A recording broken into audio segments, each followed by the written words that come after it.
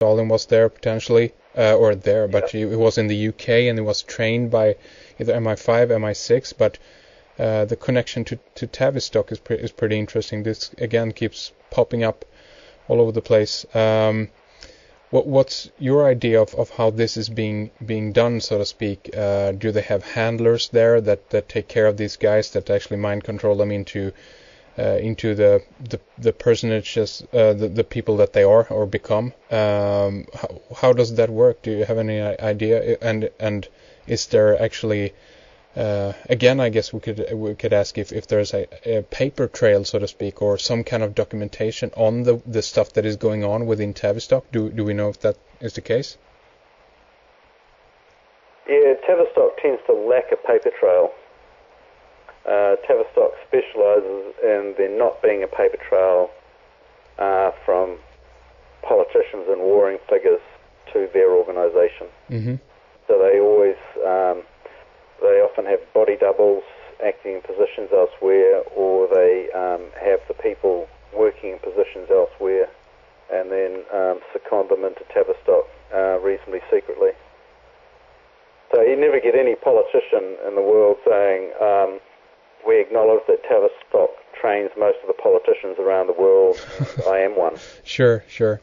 But I mean, there is this idea that there also actually is a very... That what? There is this idea that there is a very kind of a strict documentation on what is going on for their own records. Of course not. For their own records, yeah, but they're not made public. Sure. And there's telltale signs as to who's Tavistock, and mainly it's that they're deconstructed and they talk in doublespeak. Everything that comes out of their mouth is a lie. That all their charisma is feigned and isn't any charisma on a personal level. It's only engineered by the TV, by the angle of the shots. That they're never filmed doing anything bad or inappropriate. That anything they do wrong is covered up. That their occult connections are not deemed newsworthy. Mm-hmm.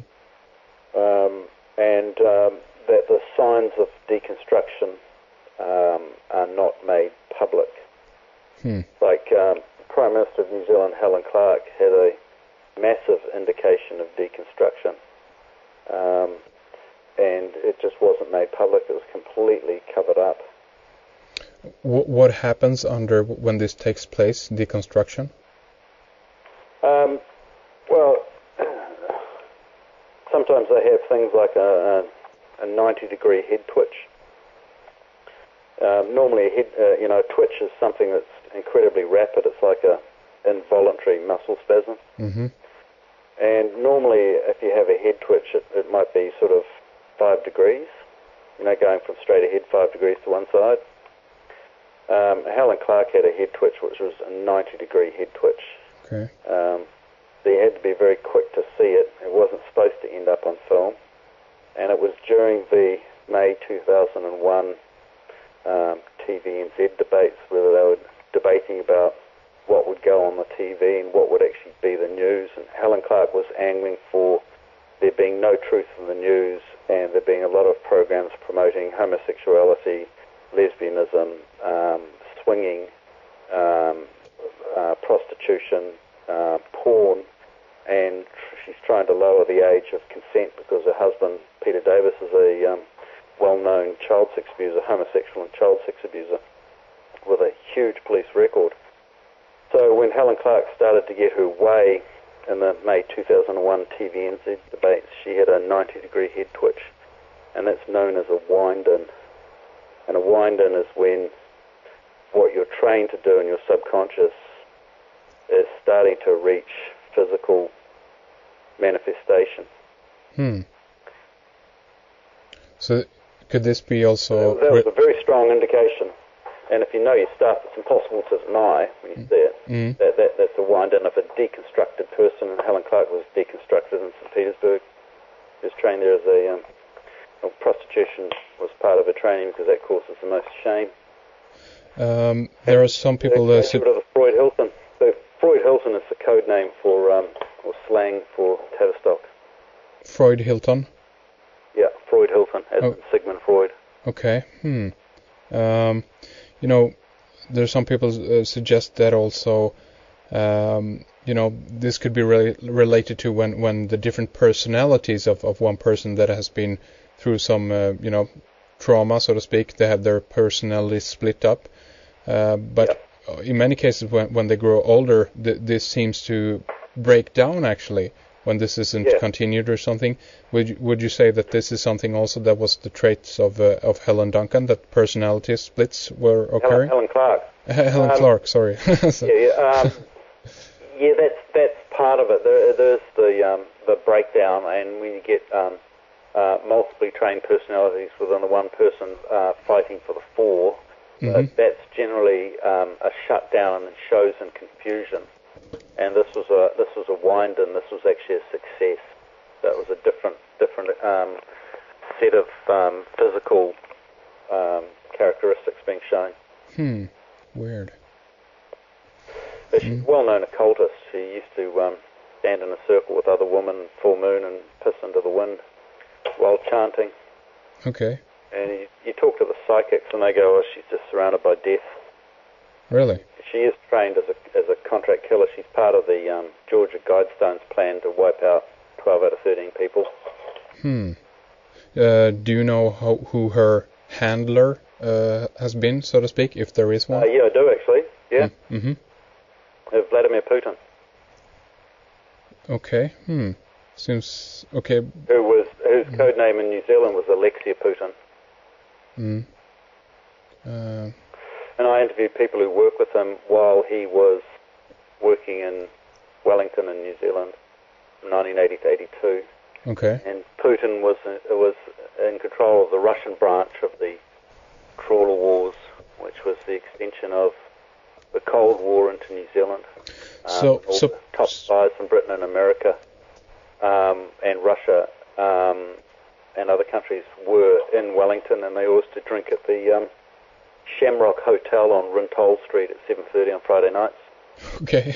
Was up was the SIS headquarters, which fronted as an old man's boarding house, and it had the best listening devices that you could get at the time. And rather than chase everyone around all week, they used to just bug the Shamrock Hotel on Friday nights, and all the spies would basically talk in front of them. Really? Sheesh. That's how it went down. Okay. But does this suggest then that Vladimir Putin isn't one of these mind control, compromised, blackmail personages, but that he himself is a major player that actually are handling other people, so to speak? He is a handler. Putin is a handler, and he's got at least two body doubles in New Zealand as body doubles. The three of them were known as Alexia Putin, Valenti Putin, and Alexander Putin. And Valenti Putin and Alexander Putin were his body doubles. So now the one Putin, the more military-looking one, is the one that fronts the media, and then you have a more scientific-looking one. Generally been taken off the media now. Okay. Putin is a Zionist. He works for Israel. So there is some that suggest that actually he's through his actions, this is something that he's actually had thrown out Zionists of the country. We have the Khodorkovsky affair a few years back. He jailed him, from the Yukon oil, and I guess that at the time Ariel Sharon went to a visit to Putin to discuss with him with the release, I guess, of this.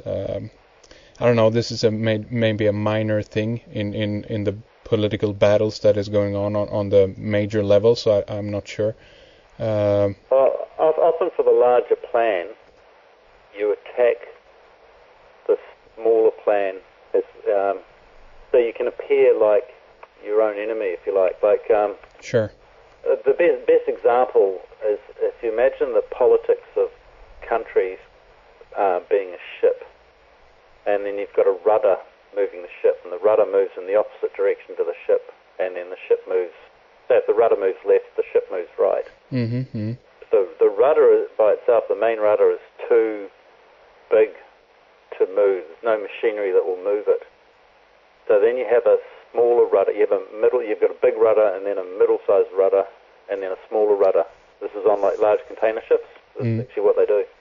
Sure. So you have a little rudder that moves, let's say, to the right, and then you have a mid-sized rudder that moves to the left, and then the main rudder moves to the right, and then the ship moves to the left. Right, so you've got all these things moving in opposite directions, from small, middle, big, and then the whole nation, ship of nations. So you can get people in politics attacking who would be their supporters over small issues. So the ship of nations will move in the direction of the big issue. Yeah, I hear what you're saying there, the idea. And I guess they don't call it, as you say, ship of nation or ship of state. That's what they call it. Ship of nation, ship of state, or ship in terms of oil, resources, or ship in terms of war, ship in terms of social policy.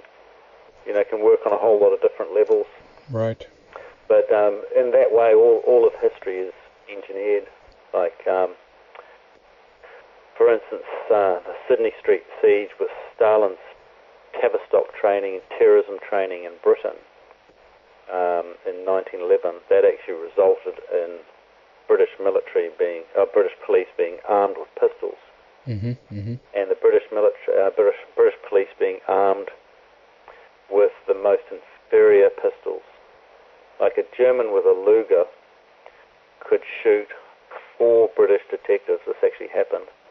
Could shoot 4 British detectives before one British detective could get off one shot with a Webley Scott pistol.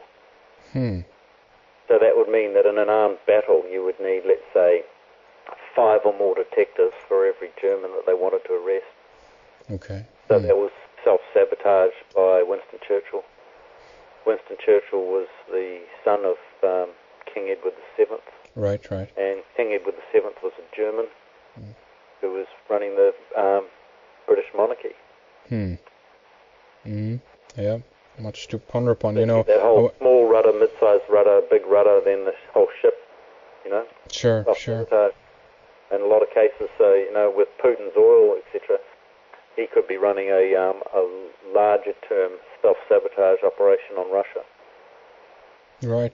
I see what you mean, definitely. I want to ask you a little bit before we kind of begin to round things up here that you mentioned one of the solutions that you, as you see it, is an honest media, and I don't see that coming in a million years. I see it coming from maybe somewhere else, either through individuals that are doing work on the web or whatnot. But and I agree with you there. I mean, an honest media would be perfect to help to expose some of this stuff. I mean, is there anything else that you see that that can be done in order to kind of combat this kind of evil behavior, so to speak?